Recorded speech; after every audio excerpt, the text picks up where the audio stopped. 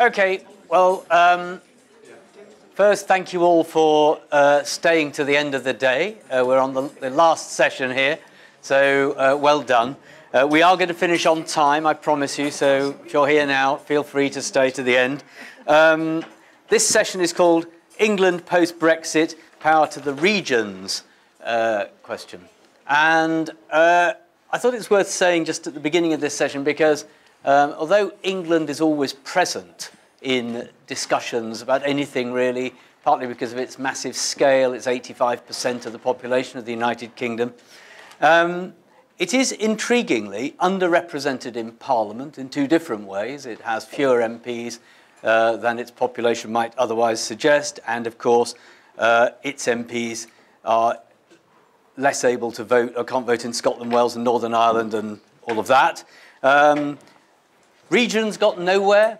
The actual word region in the sort of Blair government world version of regions, 2004 vote in the northeast killed regions off really in England, except London. You could argue London in its sort of city regional way became a precursor for city regions in the rest of England, or at least in part. It has an element of that about it. We also live, of course, in a country, England, where the economy is tilted to the south, not a new issue, but one that is perennial and endlessly requires effort and thought about what needs to be done about that. And the one intriguing change that's occurred, starting perhaps most obviously in Greater Manchester, but moving to other parts of England encouraged by ministers, is combined authorities, directly elected mayors. And even that has its challenges. It's not the same everywhere. The question of how they're held to account is interesting. But there is the beginning of a move towards a form of subnational government within England. It's not like Scotland, Wales and Northern Ireland, but it is something. Begging the question of could some advanced form of devolution to England, and actually there are advances in this direction in Scotland and Wales as well, in fact, city regions as well. But is devolution to England's city regions the nearest England could get to its own version of Wales, Scotland, Northern Ireland's devolution? Now, this session is to discuss that. Of course, the alternative would simply be to strengthen local government. One final point, of course, it's worth remembering, is that whereas with Scotland and Wales and Northern Ireland, and there were referendums, after all, in Scotland and Wales about devolution, the evidence about public opinion and its support for devolution in England is at best occluded. So, we've not got a massive demand, people in the streets arguing for this, though there's a lot of expert opinion that's been interested in it for a long time. And to discuss this, we have 4 speakers on this panel, each of whom will speak, I hope, for around 5 to 7 minutes. Andrew Carter, Chief Executive of the Centre for Cities. Centre for Cities has been incredibly adept at producing a detailed analysis of city economies and devolution in England over a number of years now. Ed Cox, Director of the IPPR North, rare example of a think tank which is located in the north and lobbies from a northern point of view, or certainly a less southern point of view than many others. Except, of course, ResPublica. Phillip Blond is the Director of ResPublica, which has also had a thoughtful sort of way of looking at the way England and English cities and city regions function and how they could function better as entities in order to deliver the kind of political improvements that we've been discussing all day. And finally, but not least, Fiona Fletcher-Smith, who is, I suppose, in a sense, if London were a country, Fiona would be a permanent secretary in the Department of Development, Enterprise and Environment. She is, in fact, executive director in the GLA. And, of course, the GLA is, in a sense, the most powerful city regional machinery we have in England, with an arguably not exactly quasi-regional constitutional autonomy, but something a little bit more advanced than any other city region thus far. Anyway, enough from me. I'll take the speakers in order, if I may. Is that right, Andrew? Starting with you. Yeah. We didn't agree on this. But no, we didn't. No. Writing it down. So very good. Take it in order it's written down. In your capable hands. Right. Andrew, 5 to 7 minutes. Thank you very much, Tony. So, as Tony said, I'm going to just make some comments starting from an economic point of view, and then others can pick up on some of the politics of all of these sorts of things. So, I mean, I suppose the question is, do we feel that in a post-Brexit environment, devolution is more or less likely? And I think economically, I think it makes it much more difficult. In a sense, all of the mainstream analysis on the economic effects of Brexit across the country, never mind at the national level, but actually across the country is essentially red. We debate the degrees of badness that will happen in different places.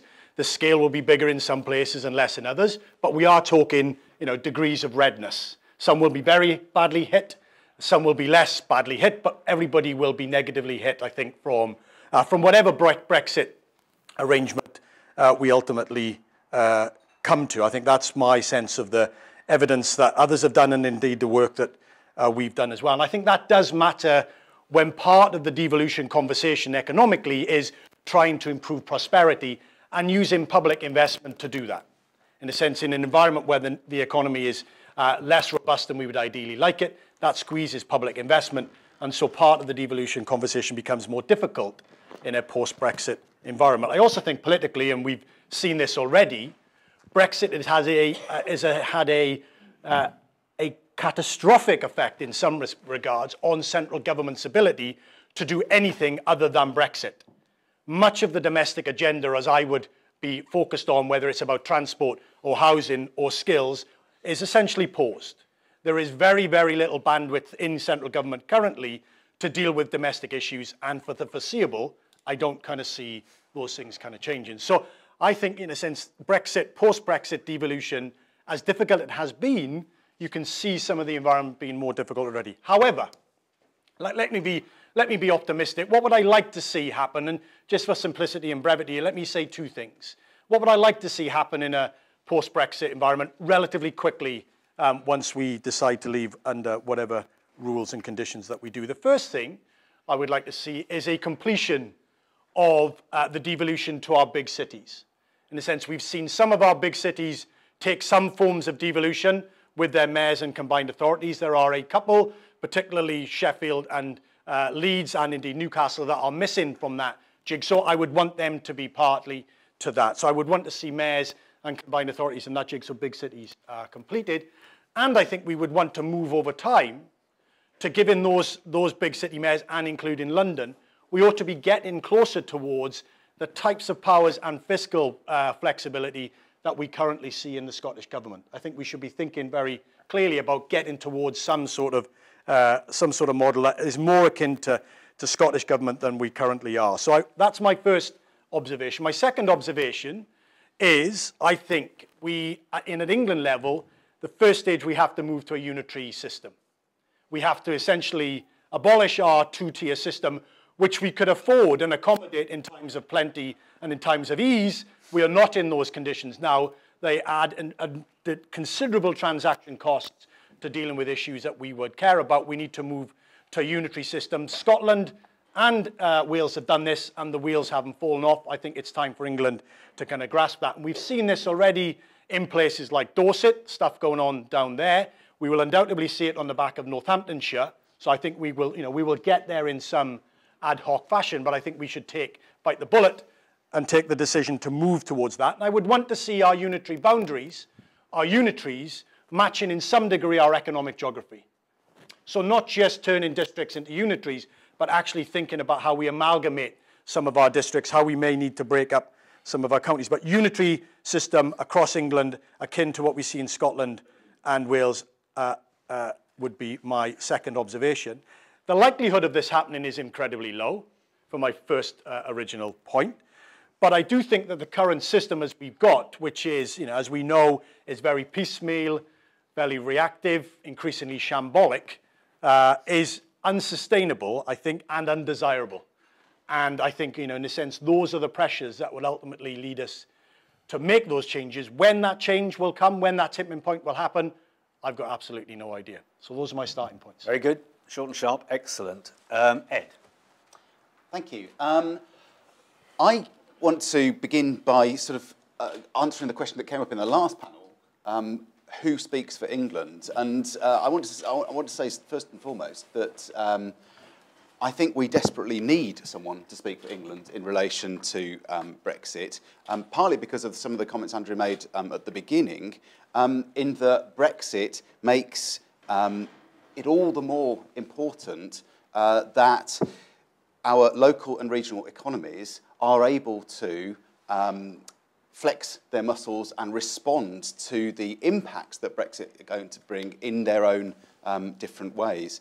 Because I think, as Andrew has already said, we are going to see differential impacts of Brexit economically in different parts of the country.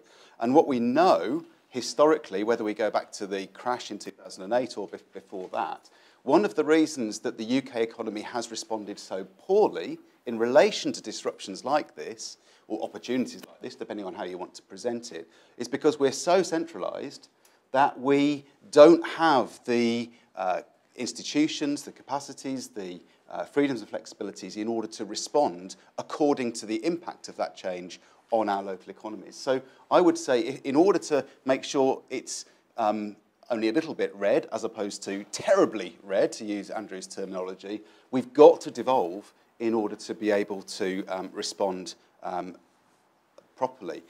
Do I think that's likely to happen? Absolutely not, in terms of the way in which the Brexit debate is currently being framed. My understanding for England in particular, and it's fascinating to hear the debate before about the devolved nations, is that the repatriated powers and funds are going to be incredibly centralised within Westminster, whether that's research funds, development funding, common agricultural policy, and so on.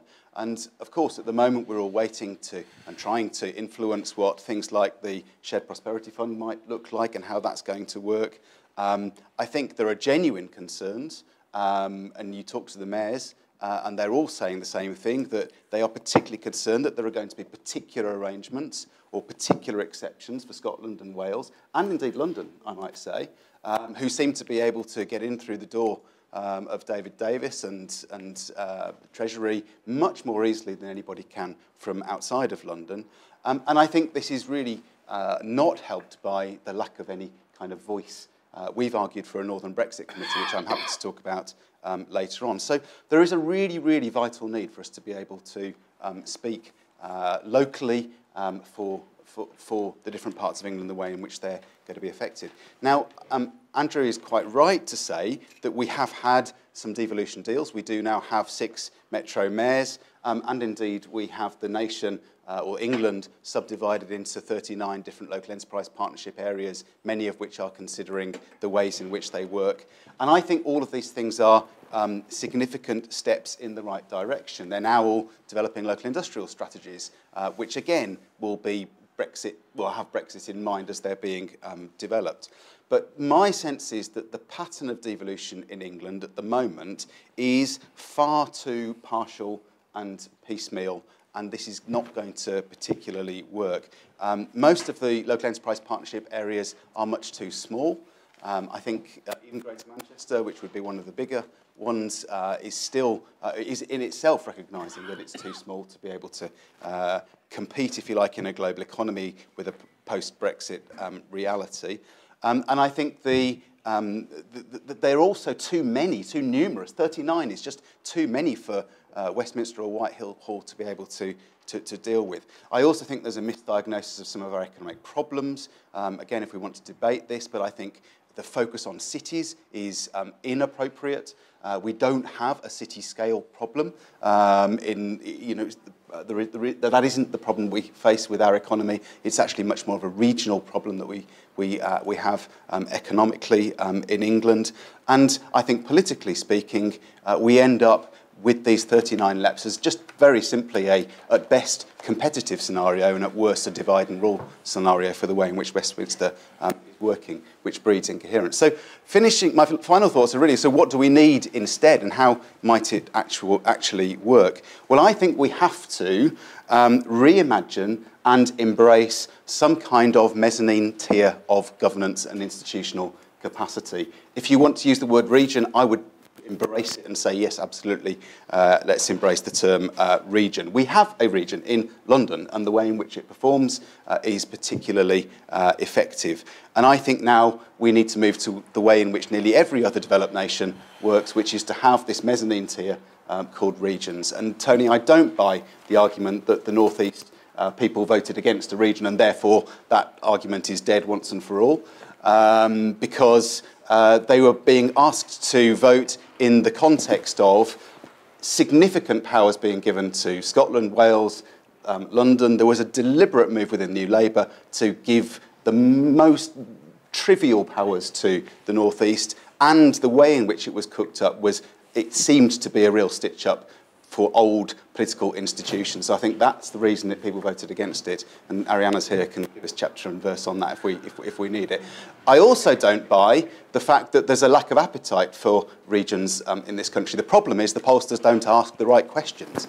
They ask questions about England versus Britain, silly false choice questions, which don't elaborate the depth of identity that people actually feel. I don't know anybody that is talking about Englishness in the north of England, but they do talk very fervently about whether they're a Mancunian or they're a Northerner, whether they're Lancastrian or Yorkshire. Those are the kind of conversations that animate people's political imagination, and I think the country needs to move to exploring and understanding those in a far better way than it has done at the moment. The last thing I'd say is that in the north of England, as we have started to develop institutional capacity around economic development, including issues around Brexit, the most obvious example being transport for the north, you find huge enthusiasm for that kind of development and a huge amount of political maturity around it. Who would have thought that the 19 different transport authorities across the north of England, who historically have been at each other's throats, could come up with a coherent strategic transport plan, which they're currently consulting on and everybody's getting behind it?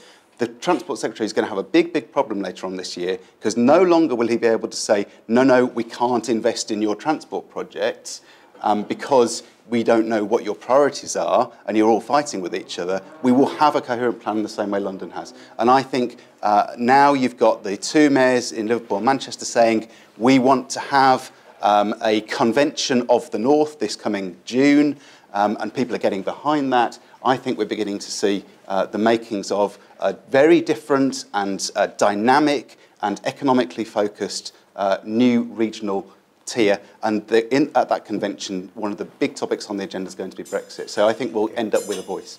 Okay, thank you very much. I take your point about the North East. It's true, it was a weak offer. I mean, the thing they were offered, and I see why people voted against it. Anyway, I'm going to keep going on with the presentations and then ask a general question at the end. So, Philip. Yeah, I'm going to start at the opposite end of the localisation debate, because I think what we're most in need of, urgently and desperately, is good, new, shared national and transnational structures. We, in short, suffer from a deep lack of, for want of a better phrase, communitarian structures. Now, where we're living, the point we're living at the moment, particularly in the West, it's post-democratic and post-liberal. By any index you care to name, democracy index or whatever, we see that democracy is in recession. And it's in recession largely because it can't deliver on both very pressing economic issues of inequality. Democracy has largely failed to cope with the rises in inequality.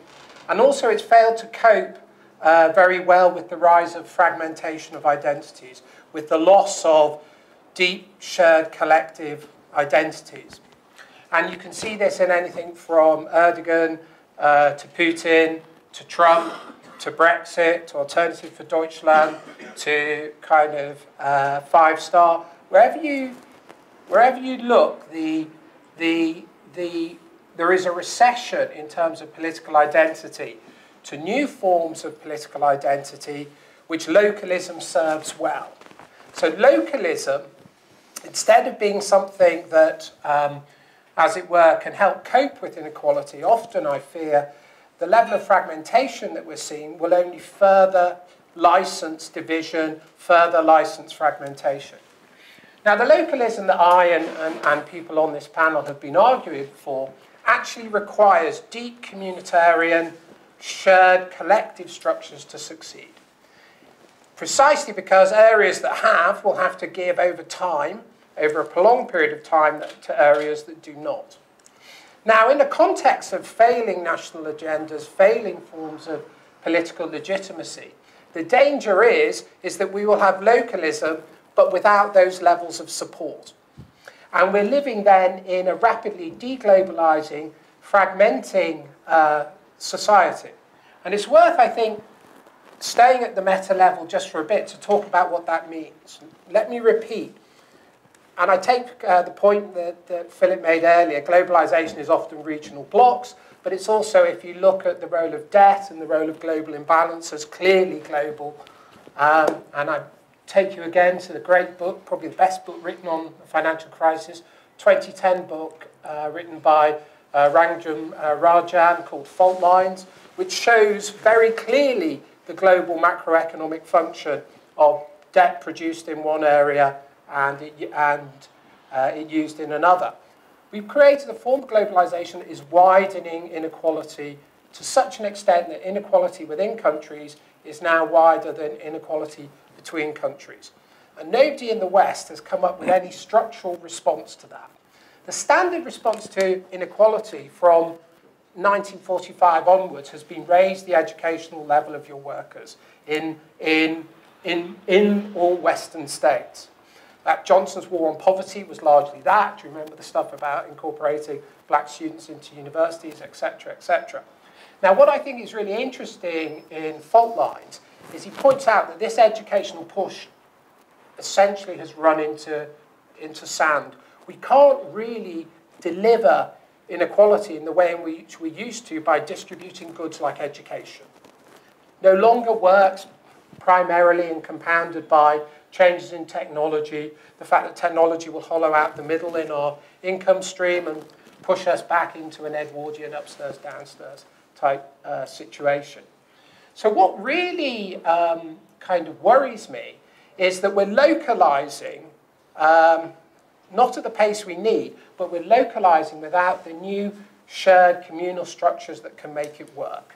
So what actually is potentially happening in the medium term is a type of secessionist logic that allows, for instance, northern Italy to decouple from southern Italy.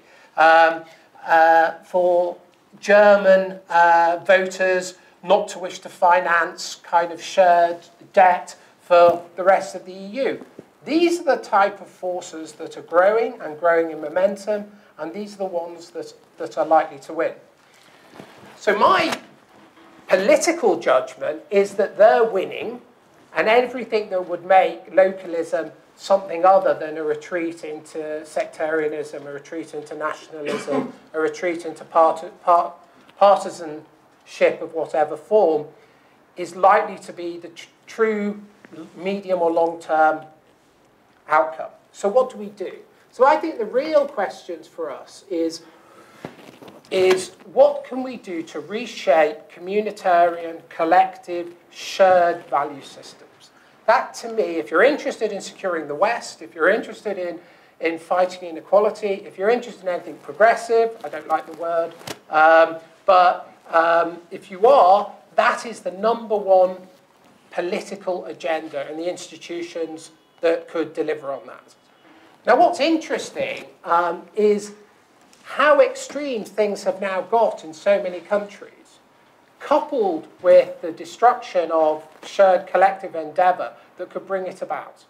What do we need to do that could in any way close the gap? And again, I'm grateful to Philip, and as he's reminded us, 47% of the UK population live in areas as productive or less productive than East Germany, are 15% less productive than the state of Mississippi. These gaps are so enormous, they are not going to be bridged by incremental moves that I myself have advocated, written about. We at ResPublica have produced a report calling for unitarisation of county councils. I strongly believe in it, but I don't think it will work. I don't think it will address these enormous inequalities we face.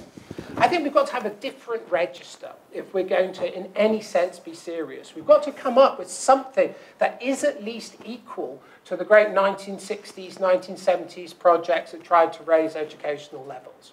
We've got to, in my view, have something recognise that the United Kingdom is essentially 3 different countries. That's constitutionally. But in terms of economically, we've got to have a different macroeconomic policy for areas outside London and the South East. We've got to ask, do we have a different tax rate, a bit like the tax rate that we have for Northern Ireland?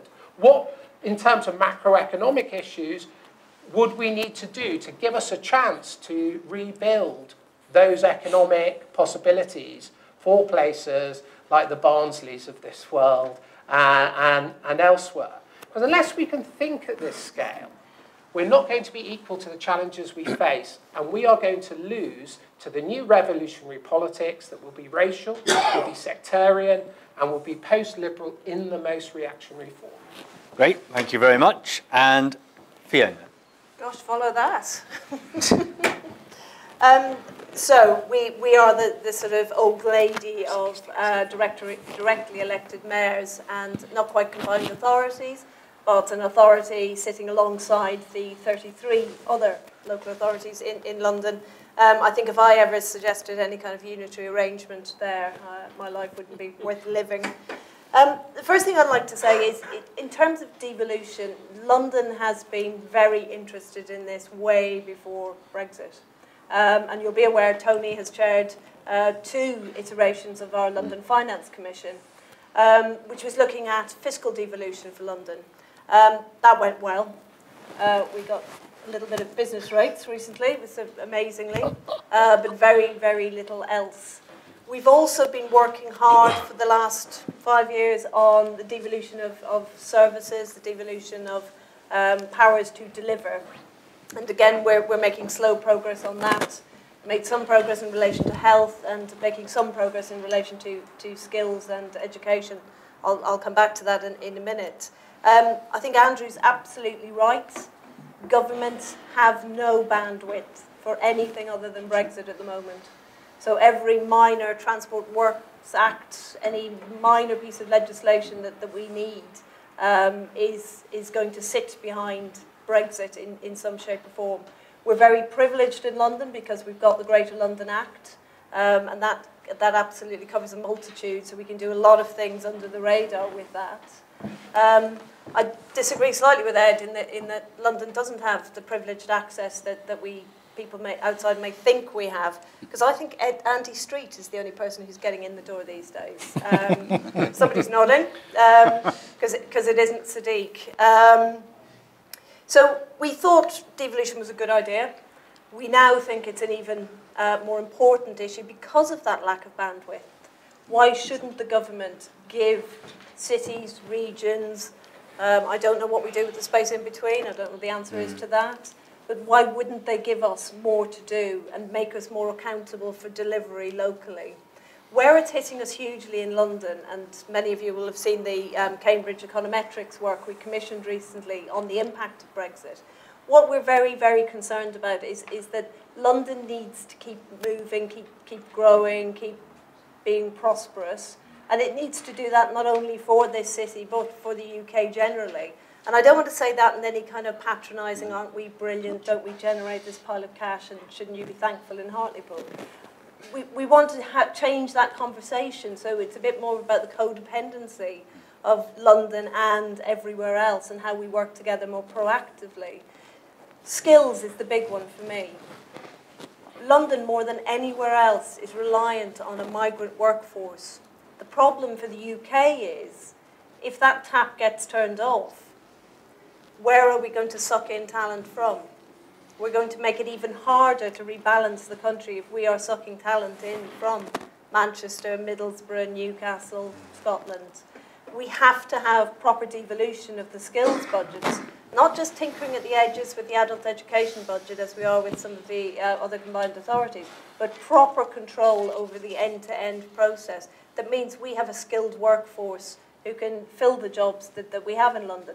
We have massive unemployment problems in areas of London, and we don't have a match between people and jobs, and we need that to happen soon. So a couple of things for me to finish with.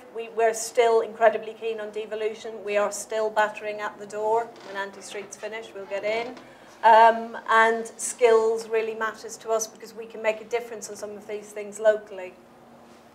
Very good. Okay, thank you all. Now, before I open it to the floor, just an issue that sort of can be abstracted from everything that things all of you have said is that the bandwidth issue versus the urgency of the need, either A, to respond to Brexit, and B, to respond to the threat to democracy, which is, of course, linked to the vote for Brexit, the cry of rage, whatever that represented. So, I mean, the bandwidth problem is going to remain a problem for some time to come. So it begs the question of, given that subnational government, because of its sensitivity, its capacity to deliver different solutions, more sensitive solutions, possibly better growth in areas than has been possible hitherto.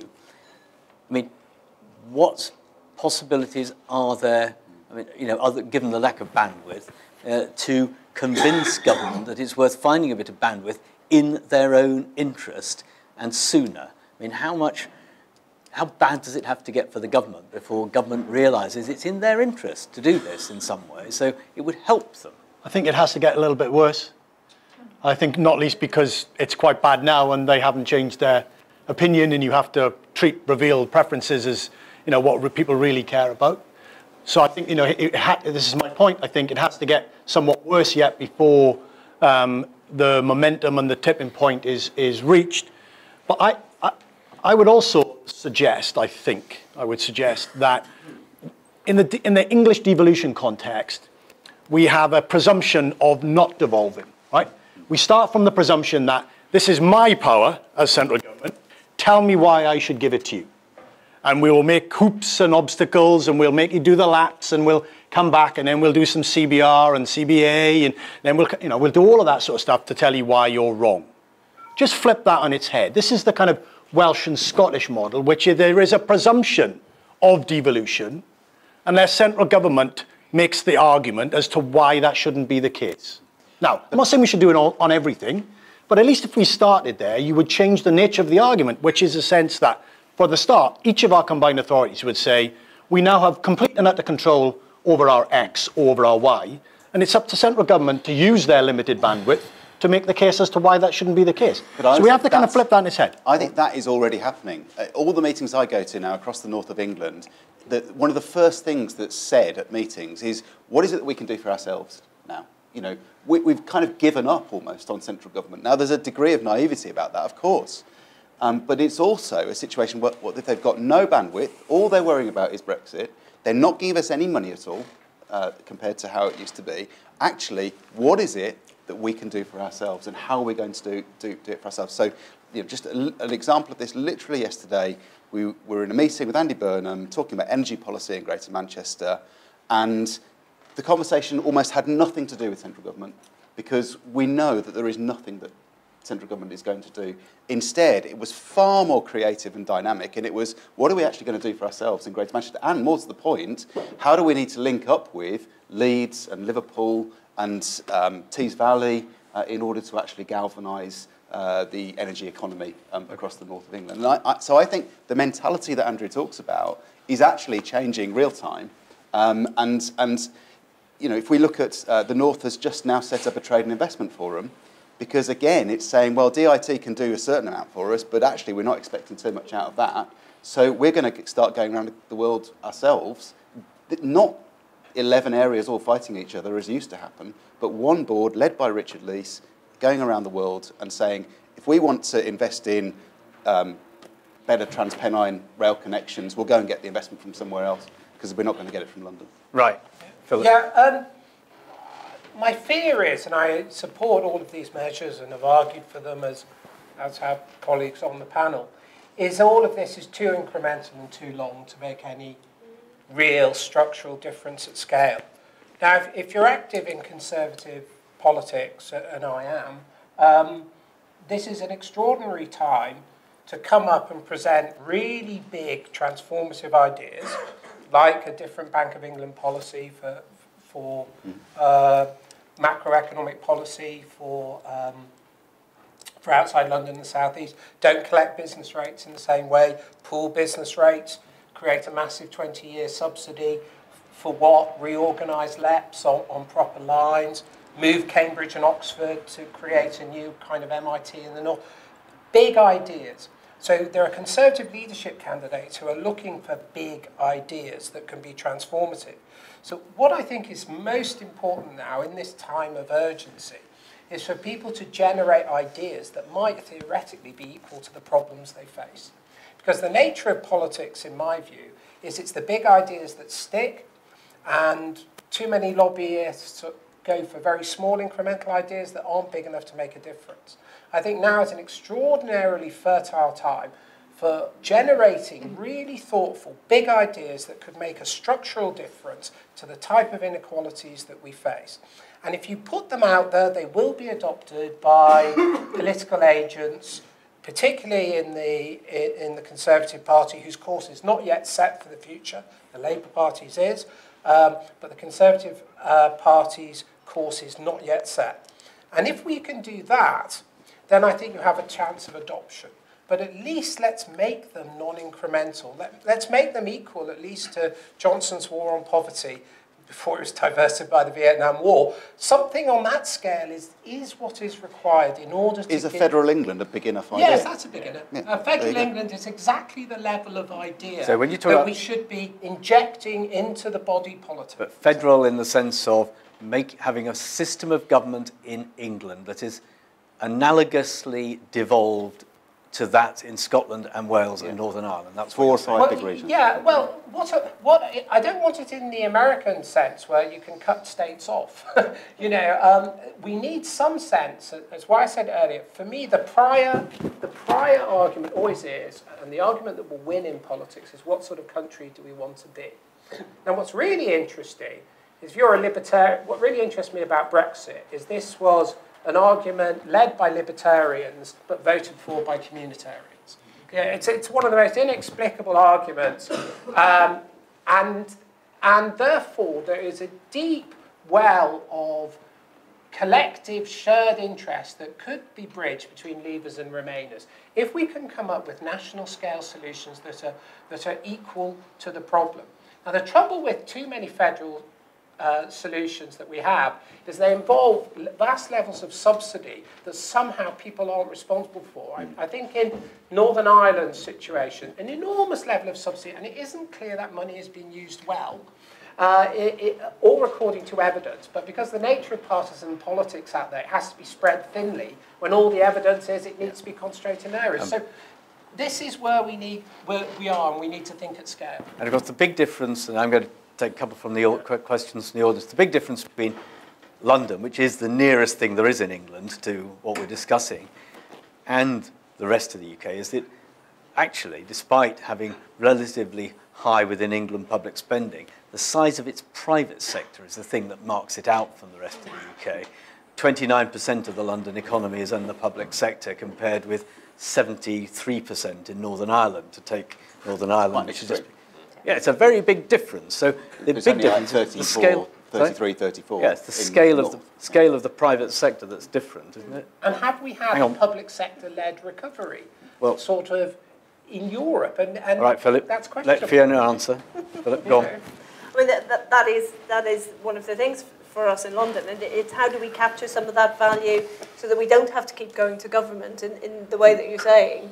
And that we reinvest some of that in our own city to keep it prosperous and keep us generating that taxation.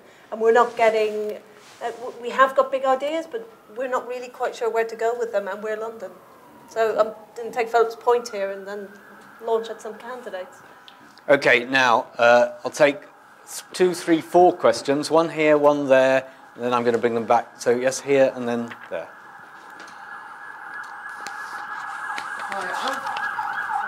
Hi, I'm from Believe in Brexit, and I do have a suggestion for you based around what you were saying. But first of all, I wanted to make the point, when you were talking about democracy and it being weakened, I think that's absolute nonsense, and I think that's just people who feel threatened by Brexit and these sort of nationalist movements, and it's just their way of deflecting and just kind of just saying, oh, you know, democracy's getting weaker because they feel threatened. Actually, democracy is very, very strong, because if democracy wasn't strong, we would not vote on leaving the EU or not. You know, we just wouldn't have that vote. And the fact that we have a government that is now doing that, however you think it's good, whether you think they're doing a good job or a bad job of it, I think that we should really, really celebrate. But the suggestion that I wanted to put to you was, I think a great way of being able to boost prosperity across the country, and also to be able to, you know, have this northern powerhouse as well, is to give local regions more autonomy over their regulations and over their taxes. So if I give you an example, in the US right now, Amazon are looking to build a second big base. And you've got all these different cities which are competing with that. And if we could do something in this country, I think that we would definitely be able to spread the wealth, and people wouldn't just rush to London, you know, and we've got so much potential across the country, and we'd be able to really open up that potential more. Okay, great, clear point. And I'll ask, and then over here.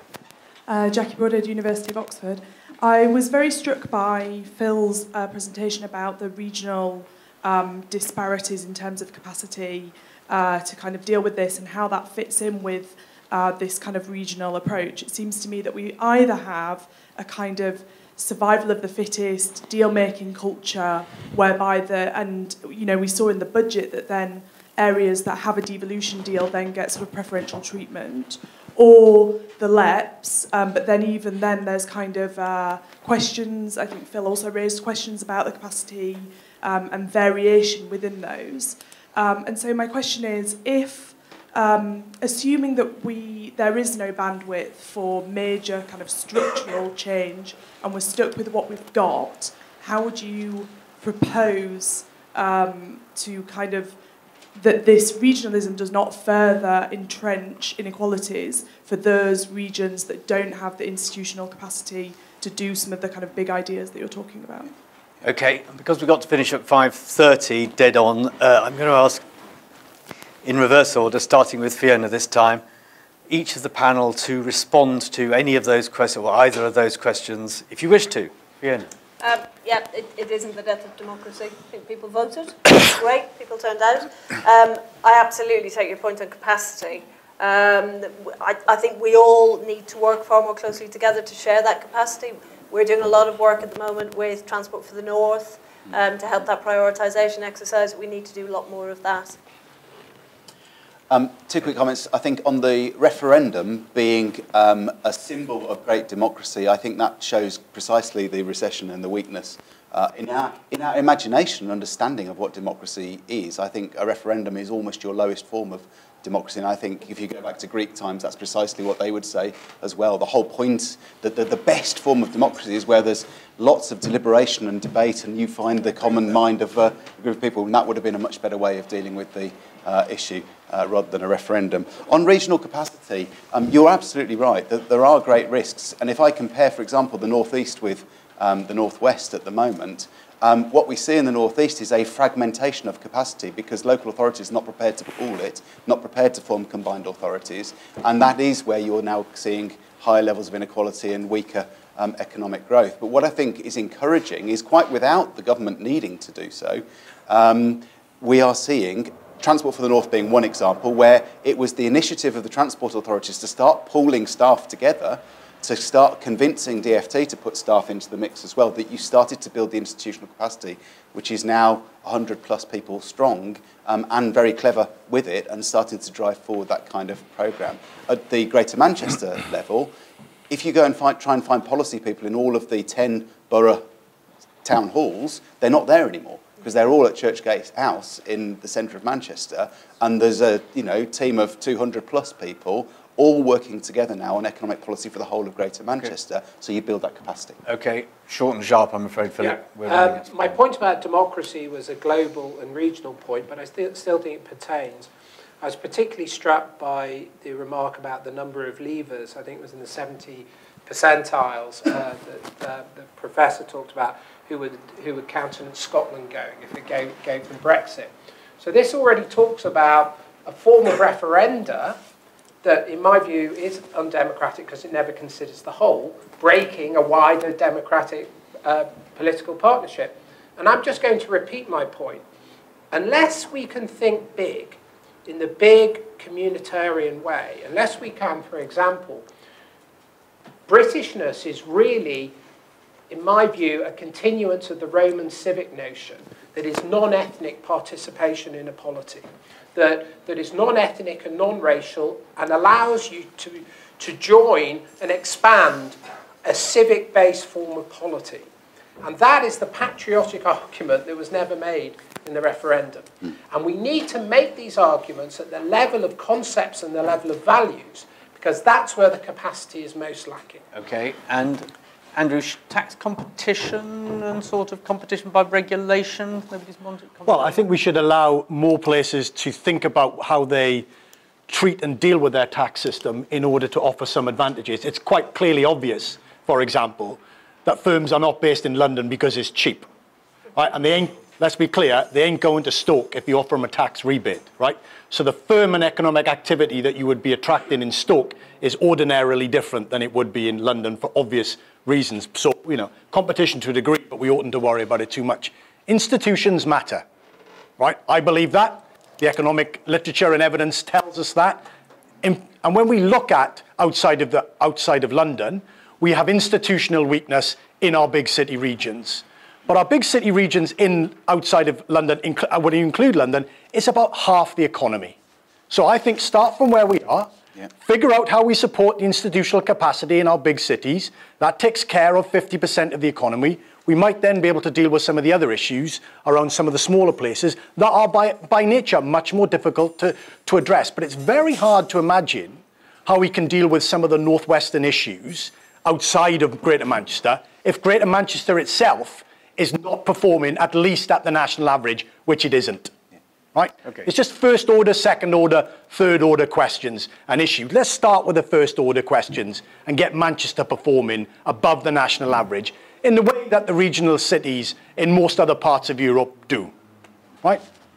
Okay, I'm going to have to pause it there. And I'd like to thank Fiona, Philip, Ed and Andrew, who've been admirably succinct.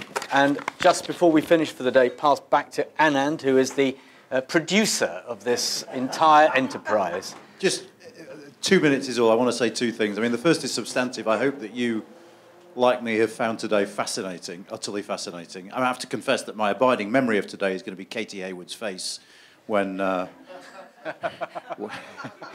while chairing that session. Nonetheless, I've learnt an awful lot today about the state of our... And it's fascinating as well because it reaffirms what we learn at all our events, which is whatever you think of Brexit, however you voted in the referendum, doing Brexit right, doing Brexit well for this country is going to take time, it's going to take patience, and it's going to take a grasp of complexity across all levels of government to do it well.